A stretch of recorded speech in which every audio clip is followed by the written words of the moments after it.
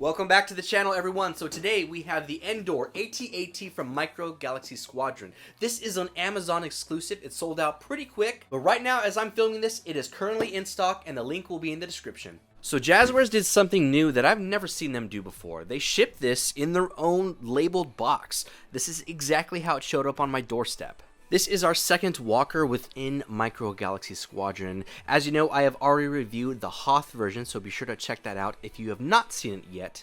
So again, this is an Amazon exclusive. It is retailing for $59.99. It has some beautiful artwork of Endor there. On the back of the packaging, we have some illustrations and instructions of what this LAAT can really do. Like the Hoth version, it has lights and sounds. The cabin opens up. There's even a crane to lower down some speeder bikes. And it has a crazy amount of articulation. Clearly, the biggest difference between this and the Hoth version is the amount of weathering that they put to this. It just looks a lot dirtier, like it's been really walking through the forest, and there's a bunch of paint apps on the legs. It is curious though, this one comes with 8 figures as opposed to the Hoth one comes with only 5. And it does have the appropriate Endor speeder bike to match. So these are the same price. I would have liked to have seen 8 figures in the Hoth version. I think that would have been a big win, especially 2 guaranteed pilots. As always, here is the barcode to help you scan this on your Amazon app.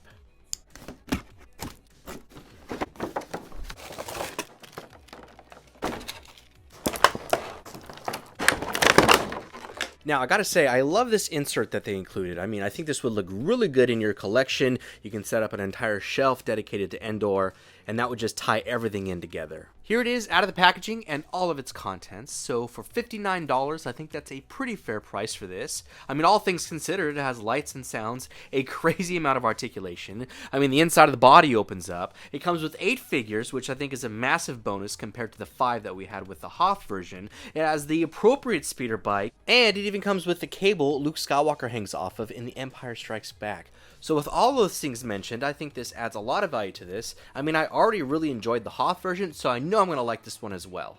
Here are the 8 figures included in this set. So overall, I do like the choices that they made with this. I am a little conflicted with it though. I mean, from the get-go, we didn't really get to see the walker too much in the film as it is. I mean, there's like 2 or 3 like very small scenes. I mean, everything else I would attribute to like Battlefront 2, honestly. So in retrospect, it does make sense that they would include Luke and Vader with a handful of stormtroopers, because you do get to see the LAAT poking in the back once Luke is delivered to Vader. So that right there makes sense. But on the other hand, parts of me wish that I had a second LAAT pilot, and then maybe like a second scout trooper in place of a stormtrooper, and then maybe like an Ewok. That might have been pretty cool. But overall, I am pretty happy with this lineup. I do like that we are getting another Jedi Luke Skywalker, because the only other way we got him was in the chase vehicle, and not a lot of collectors were able to find those. When it comes to the troopers, more is always better, at least as a collector. So having 4 stormtroopers is awesome. 2 of them are even holding blasters. Unfortunately, 2 of my troopers are less than perfect. There is some missed paint applications on them. You can see there is a blemish on the right shoulder here, and this one has a bit of bleed on the top of the helmet, which I should be able to clean some of that up with some acetone. And someone tell me why this trooper looks like he's super sad. Out of all the figures that I own, these are really the only 2 that I've had an issue with. When it comes to our Scout Boy, nothing is new here, but it is always great to have more troopers, like I said earlier. And this bundle was previously found in the Series 1 blind boxes. Alright, Big Bertha, lots to talk about here. I want to really focus on just the comparisons, what sets this one apart from the Hoth version, especially since everything else should be the same. I mean, maybe some of the sounds might be a little bit different. I'm not sure if we're going to have General Veers in there or not, but I really want to focus on the paint decos. So let's start with the feet. Big differences. I mean, it's not just like minor ones, but you can see there is significant paint details on the feet to this LAAT. You can see there's like a lot of brush and greens all over the sides and fronts, like it's been definitely walking through the forest. There's some heavy browns to the top of the feet here, which really give it a dirty look. And even just the overall hue to this looks a lot dirtier. I mean, it's got like a yellow, light brownish wash to it. They even included a bunch of that dirt to the bottom of this, so they didn't just like skimp out and make it like a normal Hoth color. They actually made this super dirty also. So moving to the opposite side, you can see that one has more than the other, and it seems pretty strategic on how they applied this, and really not a whole lot of it seems like randomized, that they just like randomly sprayed it. You even have more of that dirt and just washed within the cracks, and it really does make a massive difference. As we look to the body, there's a lot going on here. I love this look here, like this. It's almost like a rusted streak that comes down. Like it's been, going through the trees and there's like moisture and droplets that are getting into the top and just kind of rusting it out. Looks really good. I do like the blaster fires here. I kind of wish that the normal one had some blaster fires on it too. I think that would have been a nice touch to that. Holding them side by side, you can see how much of a difference that really makes. So I feel a lot more confident buying this, that it wasn't just some minor applications to it. I mean, this is a significant difference. And then looking on the left side, you can see there's some more blaster fire, more of those rust streaks. I like this a lot. This is probably my favorite deco to this. I don't know, I just think it makes it a lot more authentic. And don't get me wrong, I do like the brush down here too, but something about this, I mean, that I really like that. We'll compare left sides. I mean, this one just seems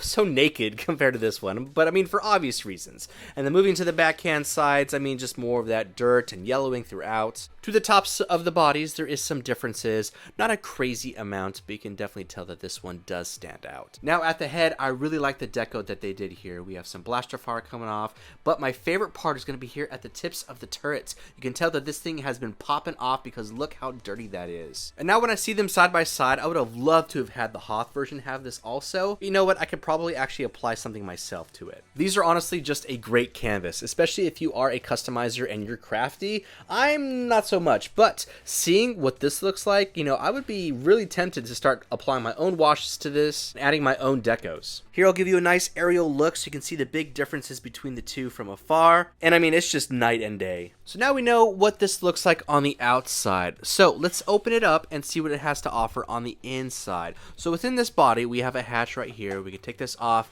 and we'll open up a lot of space. So we have 10 seats here. We also have the crane for the speeder bike opens up, and you can place your speeder bike on this little hook and lower it on down. Now there is a bunch of control panels back here, and these will all light up, so I'll put some batteries in it in just a second.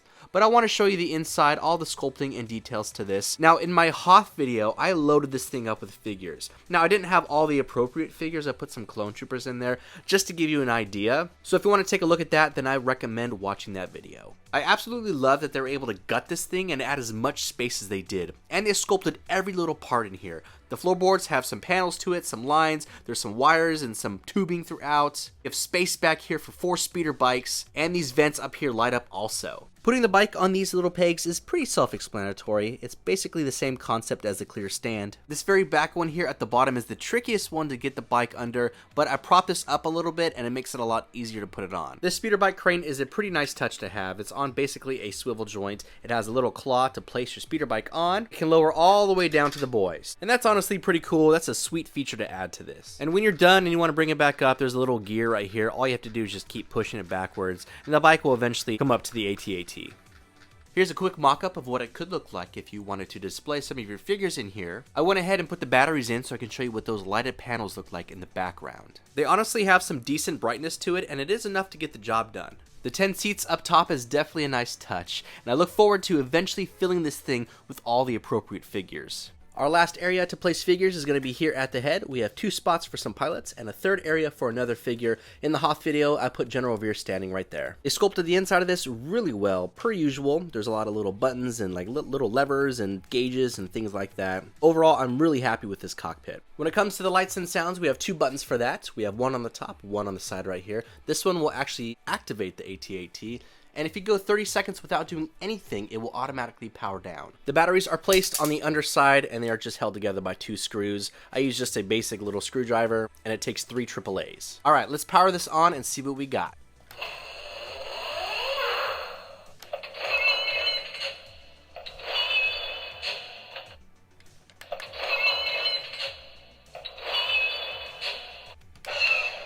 All troops will debark for ground assault. Target, maximum firepower.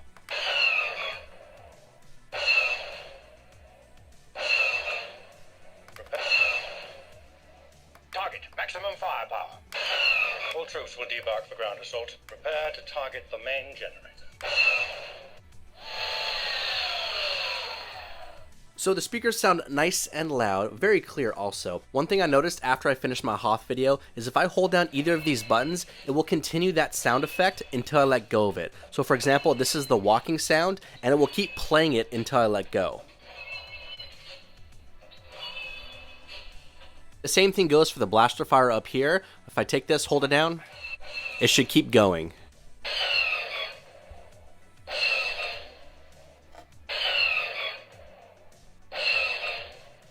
So I love the lights up front. They look nice and menacing. And I'm going to show you the open panel again so you can see what it looks like without any figures inside of it.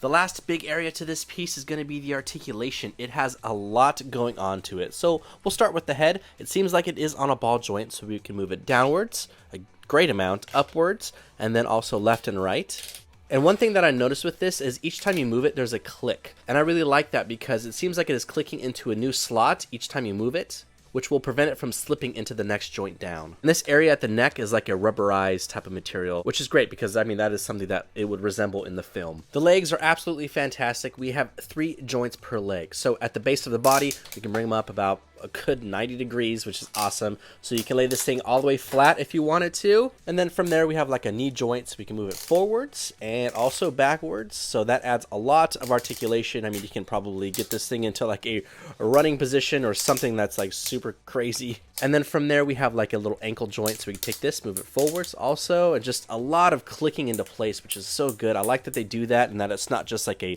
smooth wheel within the joint, because again, that'll help maintain its integrity over time. And just to show you how crazy this thing is, you can have it standing on 2 feet if you wanted to. So I guess the last real thing to show you is this little area for the grapple hook. So there is like a keyhole on the bottom of this AT-AT. Place it in and you just twist it and that will lock it into place. Now, once you've done that, it's actually quite long, and it basically touches the ground. So what I've done previously is I kind of wrap it around this like bar on the underside, and that will shorten it up a little bit. And that's basically how it looks, shortened a little bit. I do like that it is super long because we can utilize that and make it shorter or longer if we wanted to. And since Jedi Luke does not hang from this AT-AT in Return of the Jedi, I decided to put a Stormtrooper there. Okay, my final thoughts on the Endor AT-AT.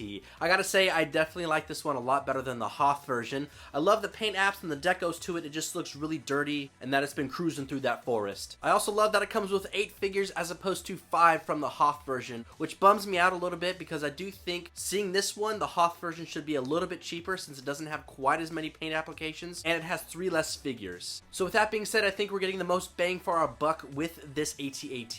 In the long run, I am pretty okay with the selection of figures. We're getting 6 extra troopers, which is a big plus. Some may say take away Luke and Vader and add some more troopers, and others are going to be okay with it. I could go either way, and I see benefits from both. The upgraded paint applications throughout this entire thing look beautiful, especially at the turrets, how they're all dirty and charred up. The open body cavity is amazing. There is so much space to fit extra figures in there. Parts of me wishes that they would have removed General Revere's voice since he died on Hoth anyways, so I would have liked something else in replace of that, or maybe just removed it completely. The articulation to this is crazy amazing. I mean, you can do so many different weird poses that are so unnatural to this thing, because when you're setting up a scene, you can really make some awesome dynamic poses. But this is a great walker, and if you like the Hoth version, then I think you're really going to enjoy this Endor one. But that's going to wrap up this review and unboxing. I hope you enjoyed it. I hope it was helpful for you. Be sure to connect with me on Instagram to stay up to date when new things drop, like this Endor set when it went live. I also post toy photography and toy videos. If you did enjoy this video, be sure to like and subscribe. It is free, and we will see y'all in the next video.